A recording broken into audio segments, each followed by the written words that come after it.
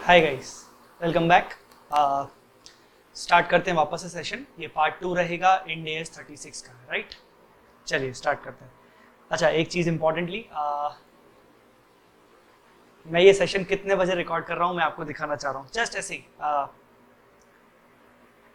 अभी बज रहे हैं रात के 2:17। आप बोलोगे सर ऐसे कैसे मान लें? सीधे मैं गूगल आपके सामने ओपन कर देता हूँ, गूगल टाइम ओपन कर लेता हूँ।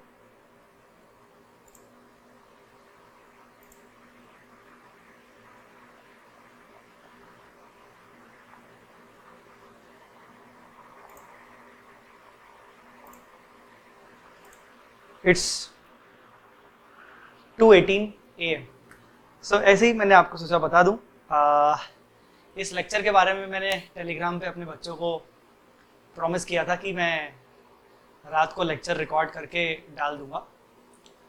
तो रियली सॉरी, मैं थोड़ा सा लेट हो गया, राइट? बट यस, मैं अपना प्रॉमिस पूरा कर रहा हूँ और आपको ये लेक्चर मिल जाएगा। और ये लेक्चर रहेगा, डोंट वरी। ये लेक्चर अगर आप ये जानना चाहते हो कि ये लेक्चर कितने टाइम तक रहेगा तो हो जाएगा, डोंट वरी। ये लेक्चर रहेगा शाम को 6 बजे तक लेक्चर रहेगा, ठीक है? और इसका जो अगला लेक्चर रहेगा वो रहेगा इंड AS 105, जो कि हम लाइव लेंगे शाम को 8 से 9 बजे के बीच। चलिए स्टार्ट करते हैं सेशन। ओके, हमने कहाँ पर छोड़ी थी चीज़ें? हमने इंडिकेटर्स पढ़े थे, ठीक है? इंडिकेटर्स के अलावा हमने कैलकुलेशन ऑफ इम्पेयरमेंट लॉस पढ़ा, रिकवरेबल अमाउंट और कैरिंग अमाउंट। हमने रिकवरेबल अमाउंट के बारे में पढ़ा, मोस्ट इंपॉर्टेंट। उसके बाद हमने इम्पेयरमेंट टेस्टिंग के बारे में पढ़ा और ट्रीटमेंट, अकाउंटिंग ट्रीटमेंट के बारे में पढ़ा। मैं इम्पेयरमेंट टेस्टिंग पे वापस आना चाहूंगा, ध्यान से सुनिएगा मेरी बात।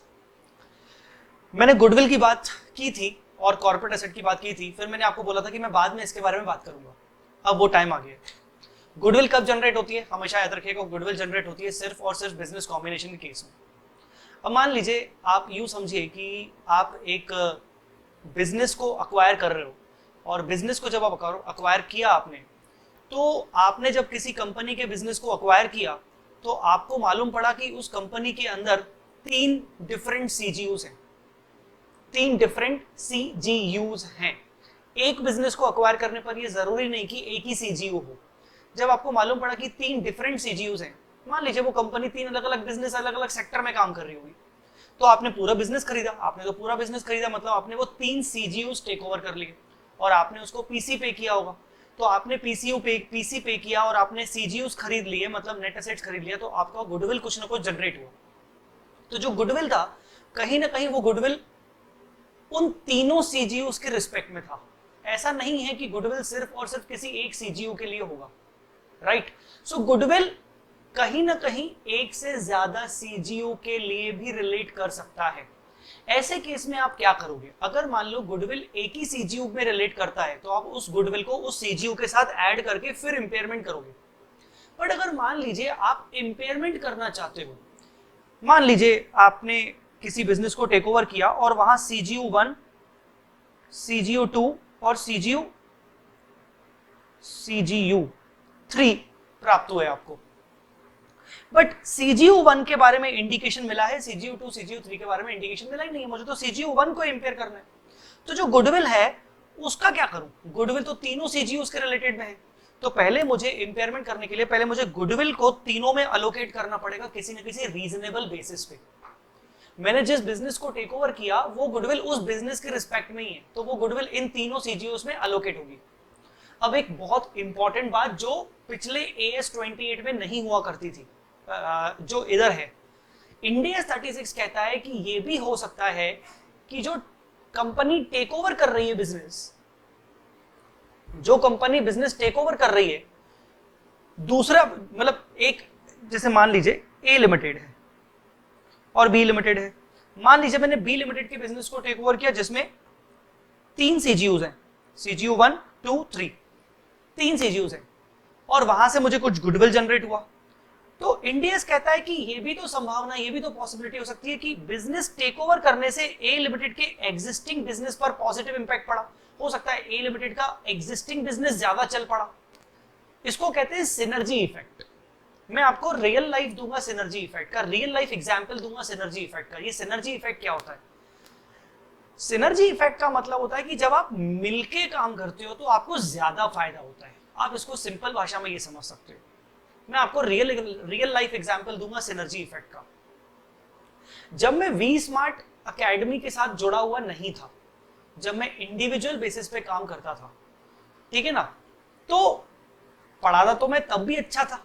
मैं तो यही मान रहा हूं कि अगर आज मेरी टीचिंग को कुछ लोग रिकॉग्नाइज करते हैं पॉजिटिवली, ऐसा थोड़ी कि मतलब वी स्मार्ट में जुड़ने के बाद मेरी टीचिंग अच्छी हुई। टीचिंग तो मेरी पहले भी अच्छी थी, बट बहुत सारे लोग मुझे नहीं जानते थे। बट वी स्मार्ट में जुड़ने के कारण मुझे बहुत सारे लोग जानने लगे। क्यों? क्योंकि V smart is a big brand. Vishal sir, Darshan sir. So कहीं ना कहीं आज मैं ये मानता हूं बात कि मेरा वी स्मार्ट के साथ जुड़ने से मुझे ज्यादा फायदा मिल रहा है because of the synergy effect. Synergy effect मतलब यहाँ पर कलेक्टिव एफर्ट्स हैं। विशाल सर हैं, दर्शन सर हैं, ठीक है ना, हम एक दूसरे को पुश करते रहते हैं, ठीक है ना, तो ब्रांड का इंपैक्ट हो गया। तो क्या होता है कि बी लिमिटेड को जब मैंने टेक ओवर किया तो इसके कारण मेरे ए लिमिटेड के बिजनेस पर भी पॉजिटिव इंपैक्ट पड़ा। तो कहीं ना कहीं जो गुडविल है, goodwill shall be allocated not only in 3 CGUs, it may be allocated to A limited business also। तो बस यही लिखा हुआ है कि goodwill shall be allocated to the CGUs considering synergies effect due to the business combination। तो goodwill को आपको ये ध्यान रखना है कि ये goodwill किसमें बांटी जाएगी। ये goodwill CGU 1, 2, 3 of B limited की ए लिमिटेड के भी किसी CGU में बांट सकते हैं। अगर मान लो कि ए लिमिटेड के पास 4 CGU है, but because of the synergy effect, because of the take over of B limited, A limited के भी CGU 2 पे असर पड़ा, तो गुडविल इन तीनों प्लस CGU 2 ऑफ ए सब पे डिवाइड होगा। तो बस ये इंपॉर्टेंट है। आगे लिखा है in absence of any information allocate the goodwill in ratio of fair values of all CGUs at the time of acquisition। हाँ, अब मान लीजिए क्वेश्चन में आपको कुछ भी नहीं बताया गया कि गुडविल को कैसे डिवाइड करें। कोई दिक्कत नहीं बेटा, बी लिमिटेड के जो भी CGUs हैं उनकी फेयर वैल्यूज के प्रपोर्शन में आप गुडविल को डिवाइड कर दोगे। ए लिमिटेड के CGUs में डिवाइड नहीं करोगे क्योंकि उन्होंने सिनर्जी का कोई बात नहीं कही है। तो गुडविल को अलोकेट करने के लिए आपको क्या करना है, आपको इंपेयरमेंट टेस्टिंग करने से पहले आपको गुडविल को CGUs की कैरिंग अमाउंट में ऐड करना पड़ेगा in proportion of fair values, अगर क्वेश्चन कुछ नहीं बोल रहा तो। चलिए, ये हो गया गुडविल का केस। अब आते हैं अपन कॉर्पोरेट एसेट। क्या कॉर्पोरेट एसेट को भी CGU में ऐड करना पड़ेगा? यस, ऐड करना पड़ेगा, बिल्कुल ऐड करना पड़ेगा कॉर्पोरेट एसेट्स को, क्योंकि बिना कॉर्पोरेट एसेट्स के आपका CGU हो सकता है रन नहीं कर पाए। कॉर्पोरेट एसेट एक तरीके से CGU को सपोर्ट करती है। तो ऐसे केस में क्या करोगे, कॉर्पोरेट एसेट को भी आपको किसी रीजनेबल बेसिस पे अलोकेट करना पड़ेगा CGUs में। अगर जैसे मान लीजिए ऐसा भी हो सकता है कि एक कॉर्पोरेट एसेट है जो अलग अलग CGUs के लिए काम कर रही है। मान लीजिए हमारा हेड ऑफिस की असेट्स, मान लीजिए जो हेड ऑफिस की असेट्स है वो रेवेन्यू जनरेटिंग असेट्स नहीं है। हमारी जो मेन रेवेन्यू जनरेटिंग असेट्स है वो है फैक्ट्री 1, फैक्ट्री 2, फैक्ट्री 3। और फैक्ट्री 1, फैक्ट्री 2, फैक्ट्री 3 जो है वो रेवेन्यू जनरेटिंग है, तो वो हो गई CGU 1, CGU 2, CGU 3। पर जो हेड ऑफिस की जो असेट्स है आप इन फैक्ट्री 1, फैक्ट्री 2, फैक्ट्री 3 में अलोकेट करोगे रीजनेबल बेसिस पे। तो इफ वैल्यू इज अलोकेबल, क्या बोल रहा है, if the value is allocable to all CGUs, अगर आप कॉर्पोरेट एसेट को अलोकेट कर सकते हो तो आप बॉटम अप अप्रोच अप्लाई करोगे। मैं आपको बताऊंगा कि बॉटम अप अप्रोच क्या होता है। If unallocable to all CGUs, अगर आप मान लो किसी कॉर्पोरेट एसेट को किसी CGU में अलोकेट नहीं कर पा रहे हो, आपके पास कोई रीजनेबल बेसिस नहीं है, तो ऐसे केस में आप टॉप डाउन अप्रोच अप्लाई करोगे। अब ये बॉटम अप और टॉप डाउन क्या होती है मैं आपको थोड़ी देर बाद बताऊंगा। इससे पहले मैं वापस आता हूं गुडविल पे। सर गुडविल को भी अलोकेट कर रहे थे अपन CGU में, तो ऐसा हो सकता है कि गुडविल भी अनअलोकेबल हो? नहीं, इंड AS 36 बिल्कुल मना करता है। इंड AS 36 बोलता है कि किसी भी तरीके से गुडविल को तो आपको अलोकेट करना ही पड़ेगा, किसी न किसी तरीके से आपको अलोकेट करना पड़ेगा। हम मान के चल रहे हैं कि गुडविल कभी अनअलोकेबल नहीं होगी, बट कॉर्पोरेट एसेट में दो केसेस हो सकते हैं, अलोकेबल, अनअलोकेबल। अब मैं आपको बताता हूं कि ये बॉटम अप और टॉप डाउन अप्रोच क्या है। मान लीजिए एक छोटा सा एग्जांपल लेते हैं, अपन एक छोटा सा एग्जांपल लेते हैं। मान लीजिए CGU 1 है, CGU 2 है और CGU 3 है, ठीक है ना, CGU 1, 2, 3 है, और मान लीजिए एक आपका कॉर्पोरेट असेट है। अगर कॉर्पोरेट असेट आप अलोकेबल बोल रहे हो, दैट मींस आप कॉर्पोरेट असेट का CA, कॉर्पोरेट असेट को यहां पर तीनों में अलोकेट करोगे। ये टोटल आ जाएगा, टोटल कैरिंग अमाउंट आ जाएगा और टोटल रिकवरेबल अमाउंट से आप कंपेयर कर लोगे, सिंपल। फिर आपका क्या आएगा, इंपेयरमेंट लॉस। इंपेयरमेंट लॉस को सीजीयू की एसेट्स और कॉर्पोरेट एसेट्स में अपोर्शन करोगे, ठीक है ना। बट अगर मान लीजिए आपका सीजीयू अनअलोकेबल है, अच्छा अभी तक मैंने क्या बोला, अलोकेबल है बेटा, इस चीज को बोलते हैं bottom up approach. Bottom up approach, bottom up approach मतलब अगर आपका कॉर्पोरेट एसेट अलोकेबल है तो आप उस कॉर्पोरेट एसेट को सभी सीजीयूज में डिवाइड कर दीजिए, टोटल कैरिंग अमाउंट आ जाएगा, रिकवरेबल अमाउंट से कंपेयर करिए, आपका इंपेयरमेंट लॉस आ जाएगा, इंपेयरमेंट लॉस को सारे सीजीयूज की एसेट प्लस कॉर्पोरेट एसेट में अपोर्शन कर लीजिए, ठीक है ना। और पहले अगर गुडविल है तो गुडविल तो माइनस आपको करना ही पड़ेगा, गुडविल आपको माइनस करना पड़ेगा इंपेयरमेंट लॉस से। बट अगर आपका मान लीजिए जो कॉर्पोरेट एसेट है वो अनअलोकेबल है, अब आपको अप्लाई करना है बॉटम अप अप्रोच। ऐसे केस में आप क्या करोगे, बॉटम अप अप्रोच कहता है कि अनअलोकेबल है आपका कॉर्पोरेट एसेट, तो ठीक है आप कॉर्पोरेट एसेट को अलोकेट मत करो, आप एक काम करिए, आप डायरेक्टली सीजीयूज का कैरिंग अमाउंट और recoverable amount, carrying amount recoverable amount आप निकाल के इंपेयरमेंट लॉस निकाल लो, इंपेयरमेंट लॉस, इंपेयरमेंट लॉस, ठीक है ना। आप कॉर्पोरेट एसेट को भूल जाओ। टॉप डाउन अप्रोच बोलता है कि जो कॉर्पोरेट एसेट आपकी अनअलोकेबल है, मान लीजिए आपके पास दो कॉर्पोरेट एसेट है, एक अलोकेबल है एक अनअलोकेबल है, जो अलोकेबल है उसको तो डिवाइड कर दो तीनों सीजीयू में और रिकवरेबल अमाउंट से कंपेयर करो, फिर इंपेयरमेंट लॉस निकालो और इंपेयरमेंट लॉस निकाल के सभी सीजीयूज के एसेट्स और कॉर्पोरेट एसेट जो अलोकेबल थी उनमें अपोर्शन कर दो। बट जो अनअलोकेबल है उसको थोड़ी देर के लिए भूल जाओ और नॉर्मली इंपेयरमेंट लॉस निकाल लो। इंपेयरमेंट लॉस को आप नॉर्मली सभी सीजीयूज में जैसे आप अपोर्शन करते हो वैसे कर लो। अब जो अनअलोकेबल कॉर्पोरेट एसेट है उसका क्या करेंगे, इंपेयरमेंट लॉस निकालने के बाद आप क्या करोगे, आप निकालोगे revised carrying amount of all assets of CGUs. आपकी रिवाइज्ड कैरिंग अमाउंट आएगी, ऑब्वियसली आपकी रिवाइज्ड कैरिंग अमाउंट किसके बराबर आएगी, रिकवरेबल अमाउंट के बराबर आएगी, क्योंकि आपने कैरिंग अमाउंट को रिकवरेबल अमाउंट तक लेके आ गए। अब इसमें अच्छा, इसमें ऑल सीजीयूज हो जाएंगे, ऑल सीजीयूज। अब इसमें अनअलोकेबल, इसमें अनअलोकेबल कॉर्पोरेट असेट को जोड़ दो जो आप अलोकेट नहीं कर पाए थे। अब जो ये आएगा आपका पूरे टोटल ऑर्गेनाइजेशन का कैरिंग अमाउंट, टोटल ऑर्गेनाइजेशन का कैरिंग अमाउंट। इसको आप कंपेयर करोगे टोटल ऑर्गेनाइजेशन के रिकवरेबल अमाउंट से, इसको आप टोटल ऑर्गेनाइजेशन के रिकवरेबल अमाउंट से कंपेयर करोगे। यहां पर जो इंपेयरमेंट लॉस आएगा, ये इंपेयरमेंट लॉस सीधा सीधा आप जो सीजीयू जो अनअलोकेबल था उसमें से लेस कर दोगे। जो ऊपर वाली जो चीजें हैं वो तो ऑलरेडी आपकी इंपेयर्ड हैं, तो जो ये इंपेयरमेंट लॉस आएगा, ये इंपेयरमेंट लॉस इन ऊपर वाली एसेट्स के लिए नहीं है, सिर्फ आपका अनअलोकेबल कॉर्पोरेट एसेट के लिए है। तो this way we can make top down approach. This is the top down approach. आप इस वीडियो को बार बार देखोगे तो समझ में आएगा कि टॉप डाउन अप्रोच मैंने किस तरीके से समझाया। सो ये है आपका top down approach. While applying the top down approach, make sure that the organisations recoverable amount should be at least the sum of recoverable amount of all CGUs. वो तो ये सीधी सीधी बात है कि अब जब ये जो आपका ऑर्गेनाइजेशन का रिकवरेबल अमाउंट है, ये मिनिमम कितना होना चाहिए, ये हर सीजीयू के रिकवरेबल अमाउंट के बराबर तो मिनिमम होना ही चाहिए, या तो उससे ज्यादा ही होना चाहिए, उससे कम नहीं हो सकता, ठीक है ना, ये ध्यान रखना है। तो this is your top down approach. फिर से बता देता हूं कि ओवरऑल इंपेयरमेंट लॉस का क्या करेंगे, टोटल इंपेयरमेंट लॉस में से आप सबसे पहले गुडविल माइनस करोगे, अगर वो गुडविल उस सीजीयू में अलोकेट की गई होगी तो, बिकॉज ऑफ सिनर्जी इफेक्ट। उसके बाद जो रिमेनिंग इंपेयरमेंट लॉस बचेगा, उस रिमेनिंग इंपेयरमेंट लॉस को आप सीजीयू के सारे एसेट्स प्लस कॉर्पोरेट एसेट जो आपने एलोकेट किया है उसमें डिवाइड कर दोगे। अगर कॉर्पोरेट एसेट अनअलोकेबल है तो आप टॉप डाउन अप्रोच अप्लाई करोगे इस तरीके से। चलिए, तो ये हो गया बच्चे आपका पूरा का पूरा टेस्ट ऑफ इंपेयरमेंट इस तरीके से, ठीक है। अब आते हैं अपन किस पे आते हैं, वेट अ मिनट, ये तो हो गया अपना कॉर्पोरेट एसेट वाला फंडा।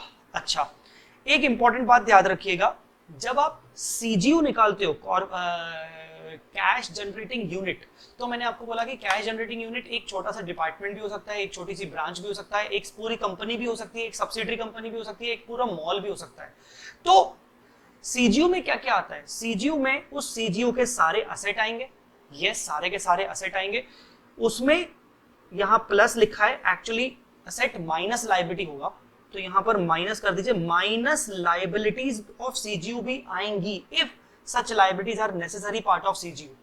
अब मान लीजिए कि ये जो सीजीयू है इसमें मान लीजिए आपने एक लैंड एंड बिल्डिंग और प्लांट एंड मशीनरी को लिया है।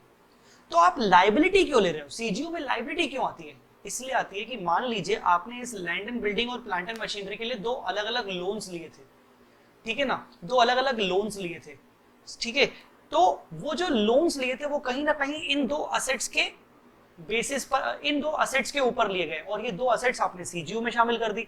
तो इस असेट के रिस्पेक्ट में जो आपके लोन चल रहे हैं वो लायबिलिटी भी आपका सीजीयू का पार्ट बन जाएगी, ठीक है। मान लीजिए आपने प्लांट एंड मशीनरी क्रेडिट पर परचेस किया, तो जो आपके क्रेडिटर्स हैं वो भी आपका आ जाएगा। तो सीजीयू में ना सिर्फ असेट्स आती हैं बल्कि लायबिलिटीज भी आती हैं, if such liabilities are necessary part of CGU. Necessary part of CGU मतलब वो कहीं ना कहीं डायरेक्टली रिलेट करती हैं आपके सीजीयू की असेट्स के ऊपर। तो ये सीजीयू में लायबिलिटी भी आती है। तो फिर आपका क्या निकाला जाएगा? फिर आपका नेट सीजीयू निकाला जाएगा, मतलब ऑल असेट्स माइनस लायबिलिटीज, ठीक है। ये भी समझ में आ गया। अब सर हम पहुंच गए, हमने पूरा इंपेयरमेंट समझ लिया, हम पहले मिसलेनियस प्रोविजंस को कवर अप कर लेते हैं, फिर लास्ट में हमारा बचेगा reversal of impairment loss. Miscellaneous provisions को कवर अप कर लेते हैं। सबसे पहले मिसलेनियस प्रोविजंस में आएगा सबसे पहला डेफर्ड टैक्स इंपैक्ट। क्या इंपेयरमेंट से डेफर्ड टैक्स इंपैक्ट होता है? बिल्कुल होता है। क्यों? क्योंकि इंपेयरमेंट से क्या होता है, इंपेयरमेंट में आपके बुक्स ऑफ अकाउंट्स में असेट की वैल्यू गिर जाती है। इंपेयरमेंट करने से आपके असेट की वैल्यू गिर जाएगी, मतलब आपकी कैरिंग अमाउंट गिर गई। बट इनकम टैक्स में इंपेयरमेंट का कोई इफेक्ट नहीं होता। तो सोचो, अगर आपके बुक्स ऑफ अकाउंट्स में आपने कैरिंग अमाउंट को नीचे कर दिया असेट की, जबकि इनकम टैक्स ने आपको इंपेयरमेंट का कोई भी डिडक्शन नहीं दिया, तो आपका टैक्स बेस ज्यादा है और आपका कैरिंग अमाउंट कम है। कैरिंग अमाउंट ये जो मैं हिला रहा हूं, कैरिंग अमाउंट कम है और टैक्स बेस ज्यादा है, तो क्या करना पड़ेगा? कहीं ना कहीं इसको वापस से टैक्स बेस तक पहुंचाना पड़ेगा, मतलब डीटीए। आई होप आपने इंडेक्स 12 देखा हो, तो इसको वापस से पहुंचाना पड़ेगा, असेट को हायर करना पड़ेगा, तो क्या होगा? ये डीटीए। तो कहीं ना कहीं इंपेयरमेंट लॉस से डीटीए जनरेट होता है। अब कोई लोग बोलेंगे कि सर ये इंपेयरमेंट लॉस तो परमानेंटली डिसअलाउड हो गया। मैं बोलूंगा नहीं है, परमानेंट डिसअलाउड नहीं है, क्योंकि इनकम टैक्स में आपको इंपेयरमेंट लॉस का बेनिफिट नहीं मिल रहा है, पर आगे चल के आपको ज्यादा डेप्रिसिएशन चार्ज करने को मिलेगा, क्योंकि इंपेयरमेंट से आपने अपने कैरिंग अमाउंट को कम कर दिया, तो फ्यूचर में आप अपनी बुक्स ऑफ अकाउंट्स में डेप्रिसिएशन चार्ज कम करोगे, जबकि इनकम टैक्स आपको ज्यादा बेनिफिट देगा फ्यूचर में। तो कहीं ना कहीं ये एक टेम्पररी डिफरेंस है जिससे डीटीए क्रिएट होता है। याद रखिएगा क्या क्रिएट होता है? DTA. Impairment loss of goodwill. अच्छा, अगर आपने गुडविल को इंपेयर किया है तो बाद में कभी भी वो आपका रिवर्स नहीं हो सकता। ये कहा गया है कि क्या इंपेयरमेंट लॉस रिवर्स हो सकता है? द आंसर इज यस, हो सकता है, एक्सेप्ट गुडविल का इंपेयरमेंट लॉस। किसी भी असेट को आपने अगर इंपेयर किया था तो बाद में वो उसका लॉस रिवर्सल हो सकता है, बट आप गुडविल का इंपेयरमेंट लॉस रिवर्सल नहीं कर सकते हो। रिवर्सल नॉट पॉसिबल गुडविल का। अच्छा, no impairment testing on the following assets. अब ये जो इंड AS 36 है, ये इंड AS 36 इन सब चीजों के ऊपर एप्लीकेबल नहीं होगा। कौन कौन सी चीजों के ऊपर एप्लीकेबल नहीं होगा? Biological asset. क्यों? क्योंकि बायोलॉजिकल एसेट इंड AS 41 में कवर होती है और उनको हमेशा भी हम वैसे भी बैलेंस शीट डेट पर फेयर वैल्यू पे रिकॉर्ड करते हैं, fair value less cost to dispose पर रिकॉर्ड करते हैं। तो हमेशा जब वो फेयर वैल्यू रहती है तो इनको इंपेयर करने की जरूरत नहीं है। Non current assets held for sale, मैं आपको अगला स्टैंडर्ड पढ़ाने वाला हूं। Non current assets held for sale, उनको भी वैसे भी हम लोअर ऑफ कैरिंग अमाउंट और fair value whichever is lower, carrying amount और fair value whichever is lower पे दिखाते हो, तो उसको फिर इंपेयर करने की जरूरत नहीं। डीटीए, डेफर्ड टैक्स असेट को इंपेयर करने की जरूरत नहीं होती, क्योंकि डीटीए एक आपकी कोई टेंजिबल असेट नहीं है। डेफर्ड टैक्स असेट बनाया, बाद में लगा कि यार ये तो गलती से बना लिया था, या तो एस्टीमेट चेंज हो गया, आप उसको रिवर्स कर दो, दैट्स इट। इन्वेंट्री भी कभी इंपेयर नहीं होती, क्योंकि हमेशा कॉस्ट और एनआरवी व्हिचएवर इज लेवर होती है। और फाइनेंशियल एसेट्स, हाँ, फाइनेंशियल एसेट्स इंपेयरमेंट होता है, बट उसका इंपेयरमेंट कवर होता है इंड AS 109 में। तो कुल मिला के आपका इंपेयरमेंट का इंड AS 36 इन सारे के सारे असेट्स के ऊपर नहीं लगेगा, क्योंकि इनके ऊपर इनके खुद के इंड AS लगते हैं। और जो लास्ट वाली फाइनेंशियल एसेट है, फाइनेंशियल एसेट का मतलब शेयर्स, डिवेंचर्स, इन्वेस्टमेंट्स, इनका इंपेयरमेंट होगा as per Ind AS 109 only. चलिए अब आते हैं, following are tested for impairment without any indication. ये वेरी वेरी इंपॉर्टेंट है। अब ये क्या चीज है? हमने याद है सबसे पहले क्या पढ़ा था? सबसे पहले हमने पढ़ा था कि इंड AS 36 तभी लगेगा जब कुछ इंडिकेटर्स होंगे। अगर इंडिकेटर्स ही नहीं होंगे तो इंड AS 36 लगाना ही नहीं है। इंडिकेटर्स होंगे तो ही लगाना है, नहीं तो नहीं लगाना है। इसका मतलब ये है कि हर बैलेंस शीट डेट पर जरूरी नहीं कि इंड AS 36 लगाया जाए। अगर बैलेंस शीट डेट पर कुछ इंडिकेटर्स हैं तो ही इंपेयरमेंट लगाया जाएगा। बट इसका एक्सेप्शन ये कि इन तीन चीजों पे आपको इंपेयरमेंट टेस्टिंग करना ही करना है, भले आपको इंडिकेटर्स मिले चाहे नहीं मिले। क्या क्या? सबसे पहले गुडविल।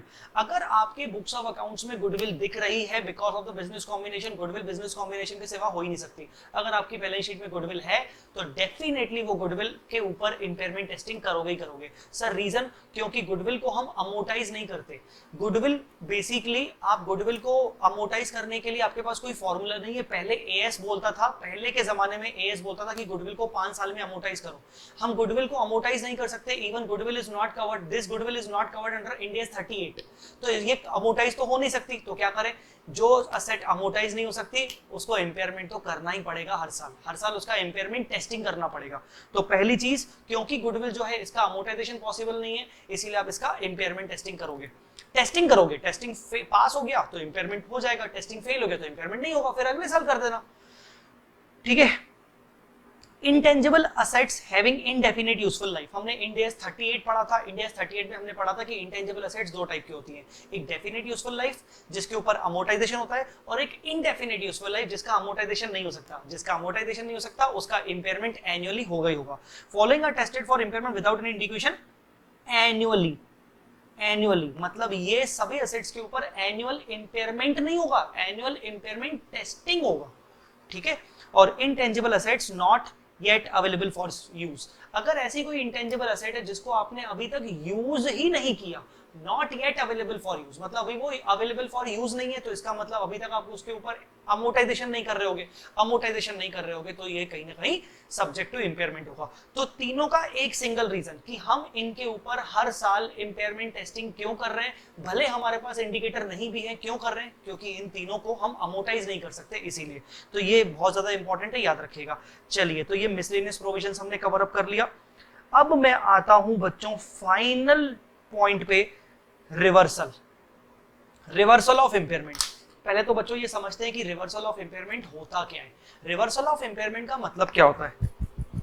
रिवर्सल ऑफ इंपेयरमेंट का मतलब क्या होता है? रिवर्सल ऑफ इंपेयरमेंट का मतलब होता है कि आपने अगर पहले किसी ईयर्स में, पहले किसी बैलेंस शीट डेट पर अर्लियर किसी असेट को इंपेयरमेंट किया था, तो आपने असेट की वैल्यू कम की थी, और वो इंपेयरमेंट लॉस को आपने या तो रिवैल्यूएशन सरप्लस से सेट ऑफ किया होगा, अगर आपके पास रखा होगा तो, या तो आपने P&L से सेट ऑफ किया होगा, P&L में ले गए होंगे।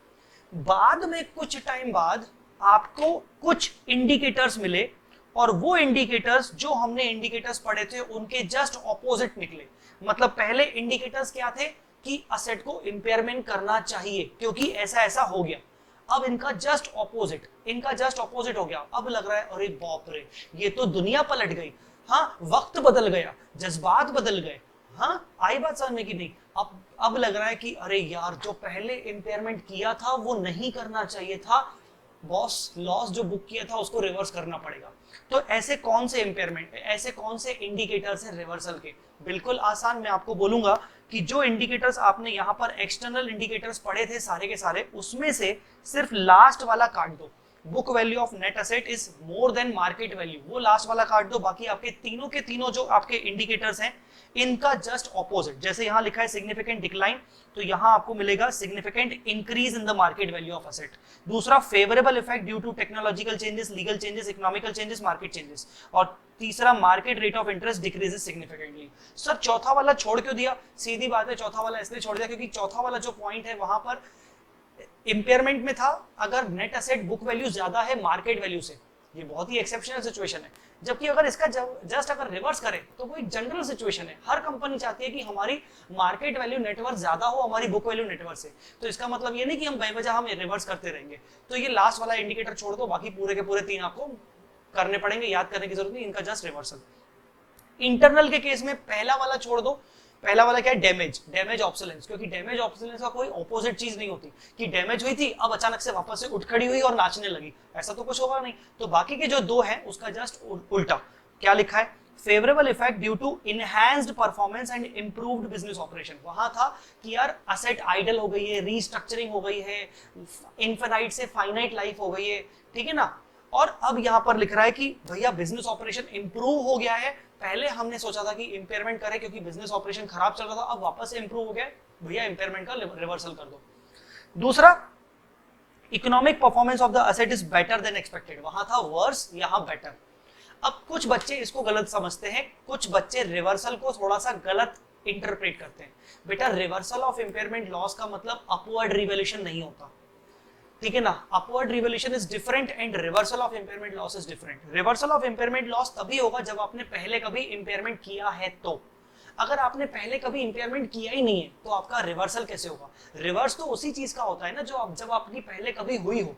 तो इंपेयरमेंट अगर आपने पहले कभी नहीं किया तो रिवर्सल ऑफ इंपेयरमेंट नहीं हो सकता। फिर भी अगर आप अपनी एसेट की वैल्यू बढ़ाना चाहते हो तो आप इंड एस 36 नहीं मिलेगा, आप इंड एस 16 में जाइए, इंड एस 38 में जाइए, वहां जाके अपवर्ड रिवैल्यूएशन करिए। तो upward revaluation is different and reversal of impairment loss is different. मैंने आपको इंडिकेटर्स बता दिए, बिल्कुल आसान इंडिकेटर्स हैं। चलो ये तो हो गए इंडिकेटर्स। सर कैलकुलेशन कैसे होगी इंपेयरमेंट लॉस के रिवर्सल की? ये बहुत ही क्रूशियल पॉइंट है, ध्यान से देखिएगा। जब तक इंपेयरमेंट लॉस था तो इंपेयरमेंट लॉस में हमने बोला अगर कैरिंग अमाउंट आपका ज्यादा है, रिकवरेबल अमाउंट कम है, तो जो भी डिफरेंस आएगा वो आपका इंपेयरमेंट लॉस है। बट जो इंपेयरमेंट लॉस का जो रिवर्सल करोगे, इंपेयरमेंट लॉस का रिवर्सल करोगे, तो मैं हमेशा बच्चों को बोलता हूं, बच्चों आपके पास दो ऑल्टरनेटिव है कैलकुलेट करने के और दोनों में आंसर सेम आता है। या तो आप ये याद रख लो, क्या lower of recoverable amount minus carrying amount. अपन यहां क्या कर रहे थे, carrying amount minus recoverable amount, यहां पर उल्टा हो गया। रिकवरेबल अमाउंट आपका ज्यादा है, कैरिंग अमाउंट कम है, तो आपको रिवर्सल करना पड़ेगा। और and original impairment loss minus saving in depreciation for further years due to impairment. Sir ये क्या चीज है? आपने ओरिजिनली जब इंपेयरमेंट किया था, आपने ओरिजिनली जब इंपेयरमेंट किया था तो ओरिजिनल आपका इंपेयरमेंट 100 रुपए का आया था, तो आपने 100 रुपए से असेट की वैल्यू डाउन कर दी। थोड़ा सा सोचो इस चीज को, आपने 100 रुपए से असेट की वैल्यू को डाउन कर दिया। जैसे ही आपकी असेट की वैल्यू 100 रुपए से डाउन हो गई, फर्दर ईयर्स में आने अगले सालों से लेकर डेप्रिसिएशन कौन सी वैल्यू पर लगेगा? डेप्रिसिएशन लगेगा रिवाइज्ड कैरिंग अमाउंट पर। और वो रिवाइज्ड कैरिंग अमाउंट क्या होगी? 100 रुपए डिडक्ट करने के बाद। तो फर्दर ईयर्स में आपका डेप्रिसिएशन भी कम आ गया। मतलब पहले आप डेप्रिसिएशन ज्यादा लगाया करते थे, अब आप डेप्रिसिएशन कम लगा रहे हो बिकॉज ऑफ द इंपेयरमेंट। तो डेप्रिसिएशन आप कम लगा रहे हो। तो सोचो अगर आप इंपेयरमेंट नहीं करते तो डेप्रिसिएशन तो ज्यादा लगता। तो डेप्रिसिएशन अगर ज्यादा लगता तो आज कैरिंग अमाउंट कितनी होती?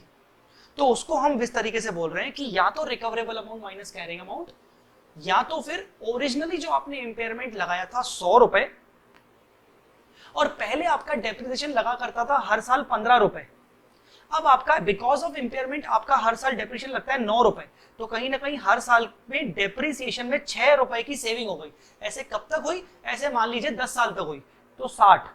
तो कहीं ना कहीं आप यूं समझो कि पहले 15 रुपए का डेप्रिसिएशन लगा करता था, अब 9 रुपए का लगा करता है। तो सिर्फ अगर मैं इंपेयरमेंट लॉस को रिवर्स करना चाहूं तो विच एवर इज लेस, मैं मैक्सिमम से मैक्सिमम 60 को ही रिवर्स कर सकता हूं, क्योंकि बाकी तो डेप्रिसिएशन वैसे भी लगता। ठीक है ना, इस बात को समझ में आ रही है कि नहीं? और अगर आपको ये वाला ऑल्टरनेट नहीं समझ में आ रहा है तो ऑल्टरनेटिव नंबर 2 आपका काम कर सकता है। क्या? After reversal the revised carrying amount should be lower of. क्या? इंपेयरमेंट के बाद अगर आप रिवर्सल करना चाहते हो तो रिवर्सल करने के बाद आपकी जो रिवाइज्ड कैरिंग अमाउंट आनी चाहिए, मतलब आप रिवर्स करोगे तो आप अपनी एसेट की वैल्यू बढ़ाओगे, तो मैक्सिमम आपकी एसेट कहां तक पहुंचनी चाहिए? रिकवरेबल अमाउंट तक, या फिर carrying amount after depreciation had there been no impairment. ये वाला तरीका ज्यादा बेटर है, इसमें बच्चा ज्यादा इमेजिनेशन कर पाता है कि अगर मान लीजिए मैं इंपेयरमेंट करता ही नहीं तो मेरी आज एसेट कितने की होती अगर मैं नॉर्मली डेप्रिसिएशन चार्ज करता had there been no impairment. आज मेरी कैरिंग अमाउंट कितनी होती और आज रिकवरेबल अमाउंट कितनी है, विच एवर इज लोअर, मैं आज अपनी एसेट को वहां तक पहुंचाना चाहता हूं, उतना मैं रिवर्स कर दूंगा। मान लीजिए आज रिवर्सल करते टाइम मेरी कैरिंग अमाउंट ऑफ एसेट है 5 lakh rupees, because 5 lakh rupees है क्योंकि मैंने अर्लियर ईयर्स में इंपेयरमेंट किया था, उसके पास फर्दर डेप्रिसिएशन लगा के आज मेरी एसेट की वैल्यू है 5 लाख रुपीज। ठीक है, अब मैं रिवर्सल कितना करूं? रिकवरेबल अमाउंट है आज एसेट का 7 लाख, और अगर मैं पहले इंपेयरमेंट नहीं करता, नॉर्मली इंपेयरमेंट नहीं करता, नॉर्मली डेप्रिसिएशन चार्ज करता पुराने कैरिंग अमाउंट पर, तो आज एसेट की कैरिंग अमाउंट होती 6.5 लाख। तो आज एसेट की कैरिंग अमाउंट कितनी हो सकती थी? 6.5 लाख। और रिकवरेबल अमाउंट कितना है? 7 lakh, which ever is lower, मतलब 6.5 लाख रुपए। आज मेरी एसेट की रियल रिवाइज कैरिंग अमाउंट कितनी है? 5 लाख। मतलब मैं 5 लाख को 6.5 लाख तक ऊपर ले जाऊंगा, मतलब मैं 1,50,000 का इंपेयरमेंट का रिवर्सल कर सकता हूं maximum. So this can be done. तो ये दो अल्टरनेटिव इंपॉर्टेंट है रिवर्सल के केस में। आप जब इसको एग्जाम्पल लेके करके देखोगे तो आपको ज्यादा क्लियर होगा, राइट? चलिए अब सर लास्ट बचा आपका अकाउंटिंग ट्रीटमेंट। सर रिवर्सल का अकाउंटिंग ट्रीटमेंट क्या होगा? जो अकाउंटिंग ट्रीटमेंट हमने नॉर्मल इंपेयरमेंट लॉस का किया था, वही का वही आपका accounting treatment reversal of impairment loss का होगा। सर कैसे? आपने जब इंपेयरमेंट किया था तो इंपेयरमेंट लॉस को आपने सबसे पहले कहां से राइट ऑफ किया था? रीवैल्यूएशन सरप्लस से, ठीक है? उसके बाद रीवैल्यूएशन सरप्लस खत्म हो गया, उसके बाद कहां जाके राइट ऑफ किया? P&L से। वैसे ही जब आप इंपेयरमेंट लॉस रिवर्स करोगे तो कहीं ना कहीं एंट्री क्या होगी? कहीं ना कहीं एंट्री क्या होगी? एंट्री होगी असेट अकाउंट डेबिट। असेट की वैल्यू बढ़ रही है तो टू क्या करोगे? जब आपका इंपेयरमेंट हुआ था तो आपने सबसे पहले कहां से राइट ऑफ किया था? रीवैल्यूएशन सरप्लस से। अब आप जब रिवर्सल कर रहे हो तो आप रीवैल्यूएशन सरप्लस सबसे पहले बढ़ाओगे। सर रीवैल्यूएशन सरप्लस कितने से बढ़ेगा? हाँ, रीवैल्यूएशन सरप्लस कितने से बढ़ेगा? आप बोलोगे कि पहले मैंने रीवैल्यूएशन सरप्लस को खत्म किया था, अगर ये इंपेयरमेंट नहीं होता तो आज मेरा रिवैल्यूएशन सरप्लस कितना पड़ा होता? मैं उतने से रिवैल्यूएशन सरप्लस को दिखा दूंगा। बाकी टू P&L। तो क्या बोलेंगे? Reverse it to revaluation surplus had there been no impairment. अगर पहले कभी इंपेयरमेंट नहीं होता, what would be the balance of revaluation surplus today? आज रिवैल्यूएशन सरप्लस का बैलेंस कितना होना चाहिए? उतने से मैं रिवैल्यूएशन सरप्लस दिखा दूंगा। मैंने इंपेयरमेंट लॉस को पहले रिवैल्यूएशन सरप्लस से गायब किया था, रिवैल्यूएशन सरप्लस खत्म। अगर पहले इंपेयरमेंट लॉस होता ही नहीं तो रिवैल्यूएशन सरप्लस आज भी मेरे पास पड़ा होता कहीं ना कहीं। तो आज मेरे पास रिवैल्यूएशन सरप्लस कितना पड़ा होता? उतने से मैं दिखा दूंगा। सर वो तो वही होता ना, उतना ही जितना पहले था। नहीं, आपको याद होगा इंडिया 16 में हमने पढ़ा था कि रिवैल्यूएशन सरप्लस हर साल जनरल रिजर्व में ट्रांसफर होता है because of the excess depreciation. तो पहले मैंने इंपेयरमेंट लॉस को रिवैल्यूएशन सरप्लस से खत्म कर दिया। अगर इंपेयरमेंट लॉस नहीं होता तो रिवैल्यूएशन सरप्लस थोड़ा थोड़ा करके हर साल खत्म होता, इक्वल टू एक्सेस डेप्रिसिएशन। तो आज मेरे पास रिवैल्यूएशन सरप्लस जितना भी होना चाहिए था कंसीडरिंग दैट एक्सेस डेप्रिसिएशन, उतने से मैं रिवैल्यूएशन सरप्लस को बढ़ा दूंगा, बाकी का मेरा P&L में जाएगा। Then transfer to P&L thereafter. और अगर आपने पहले कभी रिवैल्यूएशन सरप्लस से सेट ऑफ किया ही नहीं था इंपेयरमेंट लॉस को, तो इस बार भी आप डायरेक्टली P&L से ही करोगे इंपेयरमेंट लॉस के रिवर्सल को। सो बेटा this was reversal of impairment loss. मैं देख लेता हूं अब क्या चीजें बच गई, अब और कोई चीज नहीं बची। This was done. पूरे इंडेज 36 में जहां पूरा ओवरऑल अगर बात करें कि क्या इंपॉर्टेंट है, इसके सिंपल क्वेश्चन कौन से आते हैं? जहां पर इंपेयरमेंट लॉस कैलकुलेट करने के क्वेश्चन आते हैं वो बहुत ही सिंपल आते हैं। इवन सीजीओ के भी क्वेश्चन सिंपल आते हैं। इवन गुडविल को कैसे एलोकेट करना है, कॉर्पोरेट एसेट को कैसे करना है, बॉटम अप टॉप डाउन, वो सब सिंपल होता है। बच्चा मैक्सिमम कहां उलझता है? बच्चा मैक्सिमम उलझता है रिवर्सल ऑफ इंपेयरमेंट लॉस में। वहां आपको क्या थिंकिंग करनी है मैं आपको फिर से बता देता हूं। रिवर्सल ऑफ इंपेयरमेंट लॉस में आपको थिंकिंग करनी है कि यार आपने जो पहले इंपेयरमेंट लगाया था अब आप उसको हटा रहे हो, आप उसका इफेक्ट हटा रहे हो। मतलब आप ये सोच रहे हो कि यार गलती हो गई कि मैंने इंपेयरमेंट लगाया था, अगर मैं इंपेयरमेंट नहीं लगाता तो आज मेरी असेट की कैरिंग अमाउंट कितनी होती और आज रिकवरेबल अमाउंट कितनी है, विच एवर इज लोअर, उतने तक आप अपनी असेट को पहुंचाओ। वो बीच का पोर्शन होगा, वो डिफरेंस होगा रिवर्सल ऑफ इंपेयरमेंट लॉस। और उसका अकाउंटिंग ट्रीटमेंट क्या होगा? अकाउंटिंग ट्रीटमेंट होगा आप उसको रिवर्सल को पहले रिवैल्यूएशन सरप्लस में ले जाओगे। कितना ले जाओगे? रिवैल्यूएशन सरप्लस आज कितना होना चाहिए था अगर इंपेयरमेंट होता ही नहीं तो उतने तक आप रिवैल्यूएशन सरप्लस दिखा दो, बाकी P&L में दिखा दो। ये मेरी बातों को बार बार सुनोगे और उसके बेसिस पर नोट्स बना के लिखोगे तो आपको ज्यादा समझ में आएगा। इसको आप क्वेश्चन प्रैक्टिस करके देखिएगा तो आपको क्लियर हो जाएगा। Guys I am done with all these things. Impairment Ind AS 36 impairment. I hope आपको ये पूरा का पूरा स्टैंडर्ड अब समझ में आ गया हो। बहुत ही इंपॉर्टेंट स्टैंडर्ड है और थोड़ा सा बड़ा स्टैंडर्ड है, ठीक है ना। इसके क्वेश्चंस बहुत सारे इंपॉर्टेंट है, ये जरूर करिएगा। एक इंपॉर्टेंट इन्फॉर्मेशन आपको देना चाहूंगा, कुछ बच्चे थोड़ा सा समझ नहीं रहे, थोड़ा मेरे को क्वेरीज आना बढ़ गई है। इंड एएस चार्ट रिवीजन के बाद मेरे को क्वेरीज आना बढ़ गई है कुछ बच्चों की।